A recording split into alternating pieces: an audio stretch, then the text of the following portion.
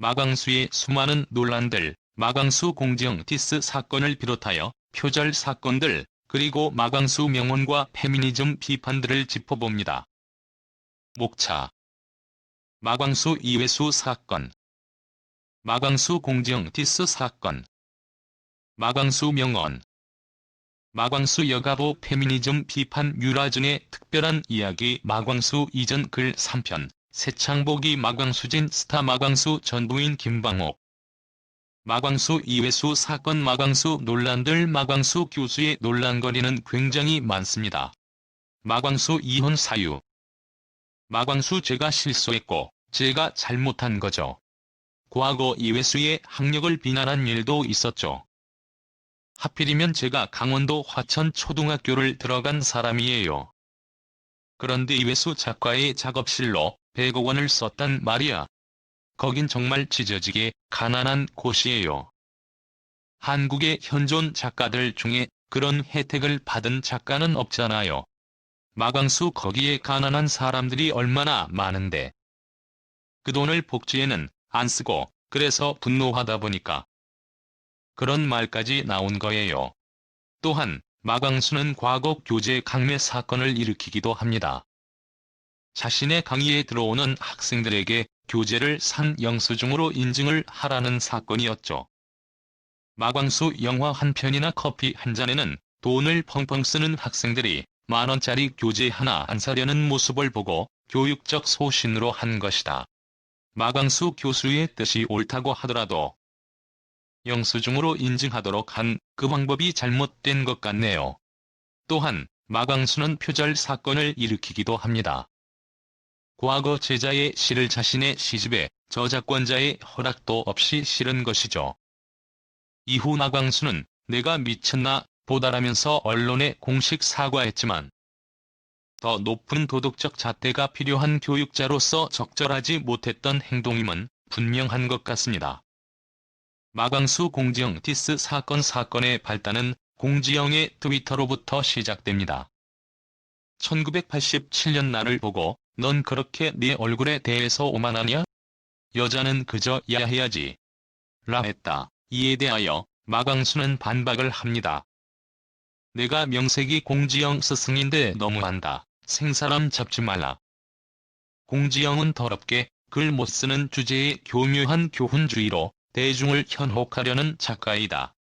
마광수 공지영은 대학 시절에 운동권인 척했다가 나중에는 소설을 썼다. 말하자면 과거 운동권과 결별했는데 지금은 본인이 진보 인사인 척하면서 독자들을 속이고 있다.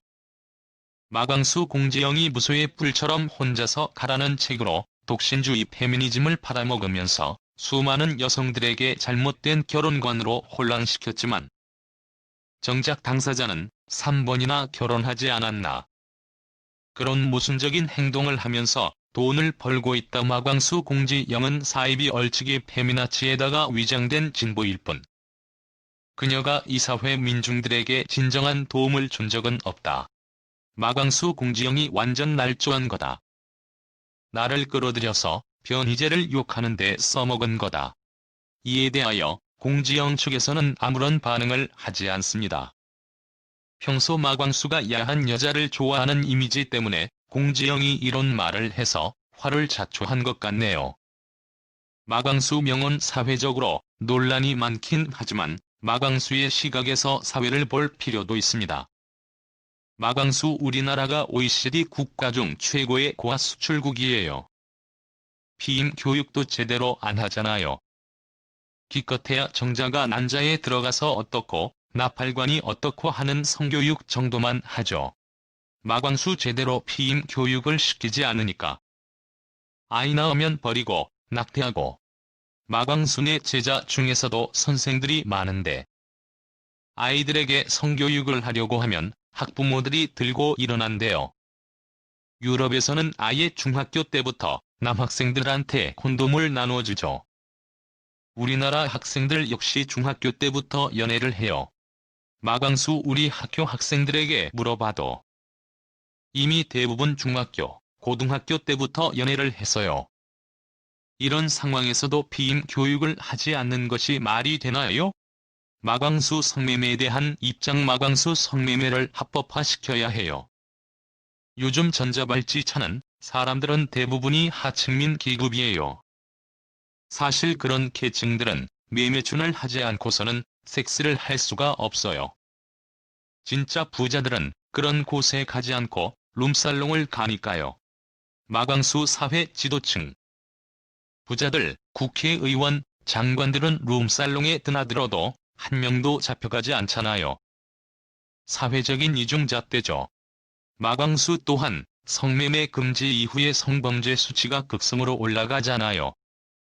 통계가 증명하거든요. 마광수 여가부 페미니즘 비판. 마광수 페미니즘에 대한 입장. 마광수 여성가족부를 없애야 해요. 상류층 여성들의 신분 상승 목적에 지나지 않죠. 마광수 일본에서 봤을 때는 페미니즘 소설이에요. 우리나라의 페미니즘은 고루하기 짝이 없어요. 하지만 우리나라에서는 페미니스트라는 사람들이 오히려 막 욕을 해요.